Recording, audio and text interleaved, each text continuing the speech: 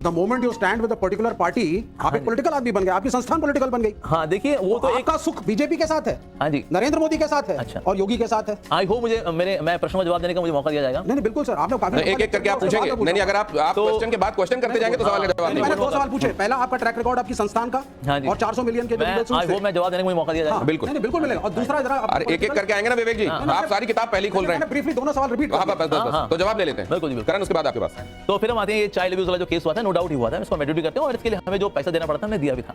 अब देखना पड़ेगा इसकी हिस्ट्री एक्चुअली क्या है। सिर्फ चाइल्ड अब्यूज का हम स्टिकर लगा कर सोचे हो गया बस केस खत्म, फाइल फोल्डर बोल, नहीं ऐसा नहीं होता। होता क्या, देखिए इंडिया में जिस तरह से बच्चों को हम पालते पोसते हैं वो अलग है, और जिस तरह से हम वेस्ट बच्चों को पालते पोसते हैं वो अलग है। इंडिया में माता पिता बच्चों को थप्पड़ मार देते हैं, इट्स ओके, क्योंकि हम कहते हैं थोड़ी बहुत चपेट जरूरी है, जब बच्चा बिगड़ रहा होता है दैट्स रिक्वायर्ड। लेकिन वेस्ट के अंदर आप देखेंगे अगर माता पिता जो है बच्चों को मारते हैं तो that becomes a police case कि बच्चे का यहाँ पर एक्सप्लॉइटेशन हो रहा है। तो वहाँ एक्चुअली वो हुआ था। मैं एक बात आई होप मुझे पूरा मौका दिया जाएगा। Let him complete Vivek ji, don't try to cover. हां मैं कवर बिल्कुल नहीं कर रहा हूं। इसको अपोलोजाइज किया इसके, मैं बिल्कुल अपोलोजाइज किया भी है, और क्यों किया है मैं आई होप मुझे मौका दिया जाएगा जी, लेकिन आप कवर अप ना करें। मैं कवर अप नहीं कर रहा हूं, मैं समझा रहा हूं। अगर आप उसको सुनने को तैयार नहीं फिर तो आप जो बोलना चाहिए आप उसको लिपापोती करके लिपापोती नहीं कर रहा हूं। देखो अगर आप एक्सप्लेनेशन लिपापोती मानेंगे फिर तो गलती हुई थी, आगे नहीं करेंगे। गलती हुई थी, लेकिन उसके लिए प्रोवाइड आपको सुनने को तैयार होना पड़ेगा ना जी। अगर सुनना ही नहीं है फिर तो ठीक है आप बोलिए, हम सुनते हैं। आगे नहीं लिपापोती ना करें, लिपापोती बिल्कुल भी नहीं है। Explanations can not be tagged as लिपापोती, वो नेगेटिव थिंकिंग है। मुझे लगता है विवेक आपने सवाल किया है और दर्शक हम सबसे ज्यादा डिसर्निंग है, वो समझ जाएंगे कि आपके सवालों का जवाब मिल रहा है, लिपापोती हो रही है जी। नमस्कार, प्रणाम, जय श्री कृष्ण, जय श्री राम। सबसे पहले तो वीडियो को लाइक कर दीजिए और कमेंट सेक्शन में जय श्री कृष्ण जरूर लिख दीजिए। चैनल पर नए आए हैं तो चैनल को लाइक और सब्सक्राइब जरूर कर लेना, और सनातन धर्म के साथ जुड़ना आपके लिए अवश्य ही है। आज हम बात करने वाले हैं इस्कॉन वर्सेस विवेक श्रीवास्तव। जैसा कि हम जानते हैं विवेक श्रीवास्तव हर जगह हर न्यूज़ चैनल पर एक ही बात एक ही मुद्दा लेके आते हैं, क्योंकि ये लेफ्ट के हैं, ये वामपंथी हैं, क्योंकि इनको हिंदू विरोधी और सनातन विरोधी ही बात करनी पड़ती है और करनी ही वही होती है। कभी ये भगवान श्री कृष्ण के अगेंस्ट बोलते हैं, कभी ये भगवान श्री राम के अस्तित्व के ऊपर प्रश्न उठाते हैं, कभी ये ज्ञान वापी पे बात करते हैं, कभी ये मथुरा के ऊपर बात करते हैं, कभी इनको राम मंदिर का डिसीजन सही नहीं लगता। आज की बात जो थी, आज का जो इनका मुद्दा था, जो डिबेट था, वो था अमोघ लीला दास के अगेंस्ट। इनकी जबरदस्त डिबेट देखने को मिली। हमेशा की तरह आज भी इन्होंने हिंदू विरोधी बातें की और हमेशा की तरह आज भी इन्होंने अपनी बेइज्जती करवाई। बहुत से चैनल्स ऐसे हैं, बहुत से न्यूज़ चैनल्स पे डिबेट ऐसे देखने को मिलते हैं जहां पे विवेक श्रीवास्तव ने अपनी बेइज्जती करवाई है बड़े अच्छे तरीके से। यहाँ तक कि कुछ न्यूज़ चैनल्स डिबेट्स में तो इनको ये भी कहा है चुटकी बजा के कि चलो गेट आउट फ्रॉम हेयर। फिर भी ये बंदा अपनी नाक कटवाने के बाद भी अगले दिन दूसरे दिन वही जगह पे डिबेट करने के लिए दोबारा आ जाता है। शायद समाज सेवा की बात या देश हित की बात नहीं है, इतनी बेइज्जती करवाने के बाद फिर से वहीं पे प्रकट हो जाना शायद पैसे का ही खेल है, और तो इससे ज़्यादा बड़ी कोई वजह दिखाई नहीं देती। लेकिन इस बंदे ने हर जगह बेइज्जती करवाई है। आज जो इसकी बेइज्जती हुई है अमोघ लीला दास की तरफ से, वो बड़ी ही मीठी और ज़बरदस्त तरीके से देखने को, स्वीट बेइज्जती जिसको कहते हैं। कभी इसको गीली घास के साथ कंपेयर किया गया, कभी इसको सूखी घास के साथ कंपेयर किया गया। करण की जो वार्तालाप यहाँ पर थी, करण ने जो बातें कही, वो बड़ी ही अच्छी तरीके से हमें एक एग्जाम्पल सेट करती है। हमें बहुत अच्छी चीज़ सीखने को मिलती है यहाँ से। आप भी कमेंट सेक्शन में अपनी राय बताना इसके बारे में कि बहुत अच्छी बात उन्होंने कही है कि भगवान श्री कृष्ण ने स्वयं जाके दुर्योधन को समझाने की कोशिश की, लेकिन वो नहीं समझे। भगवान श्री कृष्ण ने भीष्म पितामह को समझाने की, मनाने की कोशिश की, लेकिन वो भी नहीं माने। भगवान बजरंग बली हनुमान जी स्वयं गए थे रावण को समझाने के लिए कि आपके सामने जो खड़े हैं वो कौन है, युद्ध से कुछ भी नहीं मिलेगा, सिर्फ और सिर्फ विध्वंस होगा तुम्हारा, लेकिन वो भी नहीं समझा। इससे हमें सिंपल तौर से ये शिक्षा मिलती है, जब भगवान ही इन बुद्धिहीन इंसानों को नहीं समझा पाए तो हमारा तो वजूद ही क्या है, इनका भी क्या वजूद है, इनकी क्या औकात है, ये समझें हमारी बातों को। जब इन विवेकहीन इंसानों को, जिनके पास विवेक की कमी है, इनको भगवान ही नहीं समझा पाए तो हम तो क्या ही कर सकते हैं इनके साथ। तो हमें यही शिक्षा मिलती है कि इनको समझाना बहुत मुश्किल नहीं, नामुमकिन है। इनका सिर्फ और सिर्फ एक ही अंत है, वो है इनका खुद का अंत। अब यहाँ पे अंत का मतलब इनका शारीरिक अंत नहीं है, इनके बुद्धि का, इनके विवेक का, उनका अंत हो चुका है। अब इनका और कुछ भी नहीं हो सकता। चलिए खैर, वीडियो का प्रारंभ करते हैं और देखते हैं अमोघ लीला दास ने किस तरह आज विवेक श्रीवास्तव के धागे खोले। तो एक तो ये समझना पड़ेगा, जिस तरह से बच्चों को पालते पोसते हैं इंडिया के अंदर, जिस तरह से वेस्ट में पालते पोसते हैं, बहुत अंतर है। इसमें मूवी भी बनी हुई है, like miss Chatterjee versus Norway, जहाँ वो बच्चे को पालती पोसती है, थोड़ा सा स्ट्रिक्ट होती है, लेकिन वो नॉर्वे पुलिस कहती है ना ये तो गलत है, ये तो एक्सप्लॉयटेशन बच्चे का।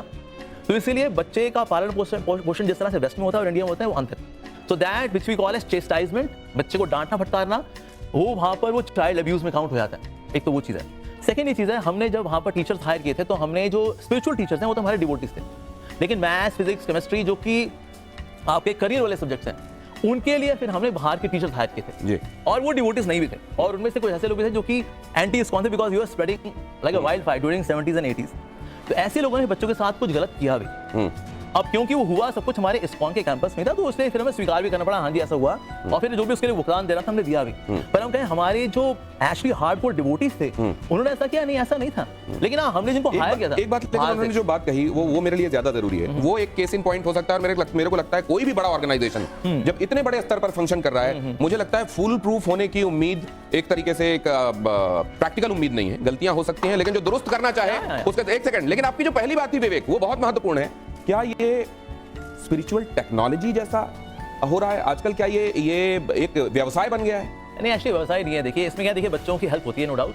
अब जैसे हमारे गुरुकुल हैं, आज हमारा गुरुकुल है वृंदावन गुरुकुल। नहीं, स्पिरिचुअल टेक्नोलॉजी स्पिरिचुअल आजकल बहुत सारे आपको धर्म के प्रवर्तक मिल जाएंगे जो अलग अलग तरीकों से अपना काम कर रहे हैं। इनमें से किसको आप जेन्युइन मानते हैं और किसको आप मानते हैं कि अपना धंधा चला रहे हैं? देखिए जिस व्यक्ति की खुद की कुछ स्पिरिचुअल प्रैक्टिसेस भी हैं, साथ साथ में in terms of dealing with opposite gender and dealing with money, अगर वो क्लीन है, so that's also very important. उसकी खुद की स्पिरिचुअल प्रैक्टिसेस होनी चाहिए। साथ ही हमें देखना चाहिए कि ना what kind of contribution is giving to the society, ये हमें देखना चाहिए। और ये बहुत विजिबल होता है। No sadhu will have any such private life जो कि कोई नहीं देखता। जैसे हम लोग ब्रह्मचारीज हैं, it is very open life. हम लोग जाते हैं, लोग आते हैं, हमसे मिलते हैं, and people see very clearly what we are doing. तो इसलिए ऐसी ट्रांसपेरेंसी एक साधु के जीवन में होनी चाहिए। तो आप कह रहे हैं कंडक्ट अच्छा होना चाहिए, उसका कंडक्ट क्लीन होना चाहिए, कम से कम ऑपोजिट जेंडर को लेकर, मनी को लेकर, और वो प्रैक्टिसिंग होना चाहिए, और साथ में जहां से वो आ रहा है वो आध्यात्म का एक प्राचीन और पुरातन उसका एक इतिहास होना चाहिए। लेकिन मैं एक बात जानना चाहता हूं, फिर जैसे आपने प्रेमानंद जी को लेकर बात कही कि राधा का अस्तित्व कृष्ण के बिना कहां, तो फिर इन सब चीजों में नहीं जाना चाहिए। अब ये मैं ये देखता हूं सनातन में शैव को लेकर कहा जाने लगेगा कि ये तो शैव है, शिव के उपासक है। नहीं, ये ठीक नहीं है। रामचंद्र जी की कलाओं को 14 बता दिया जाएगा, कृष्ण जी की कलाओं को 16 बता दिया जाएगा। किसी को किसी से हे शैव, शाक्त, वैष्णव, ये क्यों चलता रहता है? देखिए होता क्या है कि भगवान जो है परम भगवान है, एक ब्रह्म द्वितीयो नास्ति, the supreme Lord is one not many. लेकिन भगवान अपनी विभूतियां जो है प्रकट करते हैं, लाइक फॉर एग्जांपल से शिव जी के रूप में प्रकट करेंगे, या फिर मेंटेनेंस के लिए विष्णु के रूप में, for destruction there is form of lord Shiva. Manifestation अलग है, मैनिफेस्टेशन अलग है। तो इसीलिए हम ये लेके चलें कि ना इसमें कोई कॉन्फ्लिक्ट है, इसमें कॉन्फ्लिक्ट नहीं है। अगर हम चीजों को एंटायरिटी में समझेंगे, then there is no conflict. आप इस्कॉन को इनसाइड आउट जानते हैं? हाँ जी। क्या कहीं पर ये बताया जाता है कि शिव जी कमतर हैं, या कोई जो है वो कमतर है और भगवान कृष्ण सर्वोपरि हैं, ऐसा कहा जाता है क्या? देखिए तत्व की दृष्टि से दे आर वन, जितने भगवान विष्णु के अवतार हैं ये सब तत्व की दृष्टि से सेम है, लेकिन रस की दृष्टि से अलग अलग है। रस का मतलब होता है in terms of devotional reciprocation. जैसे तत्व की दृष्टि से मैं एग्जांपल दूं, जैसे चांद है, पूर्णिमा का चांद हो, एकादशी का चांद हो, षष्ठी का चांद हो, पंचमी का चांद हो, ये सब के सब चांद है। लेकिन सबसे अधिक रोशनी कौन से चांद में होती है? पूर्णिमा के चांद के अंदर। तो इस तरह से हम बताते हैं कि भगवान के जितने अवतार हैं, विभूतियां हैं, दे कैन मैनिफेस्ट वो जो ऑपुलेंस है उनका टू डिफरेंट डिग्रीज। लेकिन जो ओरिजिनल फॉर्म है दैट इज कृष्ण।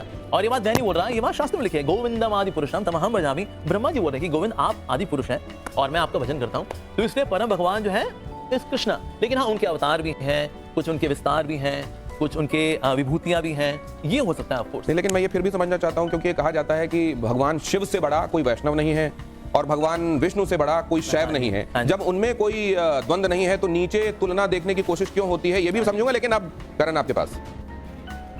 अमुक जी आपने कई बातें कही। जो सबसे पहले आपने एक बात कही वो कही कि आप पहले कनेक्ट करते हैं, फिर कन्वे करते हैं, फिर कन्विंस करते हैं। आप इनके जैसे लोगों को कैसे कन्विंस करें जो कि डेटा होने के बाद वो कहें कि हम नहीं मानते इसको? मतलब ये कह रहे हैं डिप्रेशन की बात, 280 मिलियन केसेस हैं डिप्रेशन के जो ट्रीटमेंट ले रहे हैं। 28 करोड़ लोग, एक मिनट विवेक जी प्लीज, 28 करोड़ लोग ट्रीटमेंट ले रहे हैं, तब भी ये डिनाइल में है कि ऐसा कुछ नहीं है। स्पिरिचुअल टेक्नोलॉजी की बात आपने अभी करी, तो जहां अर्थ नहीं होगा वहां क्या धर्म हो सकता है? हम लोग को जो पढ़ाया गया है कि 4 पुरुषार्थ होते हैं, धर्म, अर्थ, काम, मोक्ष, तो क्या इसको हमेशा नकारात्मक दिखाया जाता है कि भाई इसमें तो अर्थ हो रहा है, इसमें तो अर्थ अर्जित हो रहा है। अर्थ अगर नहीं होगा तो धर्म कैसे आगे बढ़ेगा? ये तो मेरे हिसाब से तो एक जरूरी चीज है। श्री कृष्ण भी जब दुर्योधन के पास गए, 5 गांवों की बात रखी, उनको नहीं कन्विंस कर पाए। भीष्म पितामह को भी नहीं कन्विंस कर पाए कि आपका जो मेन धर्म होना चाहिए वो इस गद्दी के प्रति नहीं है, जबकि धर्म के प्रति है। तो आप विवेक श्रीवास्तव जी को क्या जैसे- दुर्योधन कह रहे हैं? नहीं, मैं ये गुस्ताखी नहीं करूंगा। पर विवेक जी और जैसे जो और वामपंथी लोग होते हैं, उनको कैसे कन्विंस किया जाए? और वो एक बड़ा तबका है, मेरा मानना है। जब देखिए- तक ये नहीं कन्विंस होंगे, देश कैसे एकत्रित होकर आगे बढ़ पाएगा? देखिए घास 3 प्रकार की होती है। एक होती है सूखी घास, एक होती है हरी घास, एक होती है गीली घास। तो सूखी घास तुरंत दाग पकड़ लेती है, जो हरी घास होती है उसमें थोड़ी देर माचिस लगा के रखनी पड़ती है, और जो गीली घास होती है पहले उसमें धुआं निकलता है और धुएं को आपको सहन करना पड़ता है, फिर एक दिन उसमें भी लेकिन आग लग जाती है। देखिए तो अभी विवेक जी धुआं निकल रहा है। देखिए, ऐसा है, इतिहास जो है ना, जो जीतता है इतिहास उसके हिसाब से लिखा हाँ जी, जाता है। हाँ जी, हाँ जी। कृष्ण जीते, यादव जीते, तो आपने कृष्ण को सुप्रीम बता दिया। हाँ जी। कौरव जीते होते तो आप शकुनी को सुप्रीम बताते। बताइए शकुनी से महान कौन है? उसकी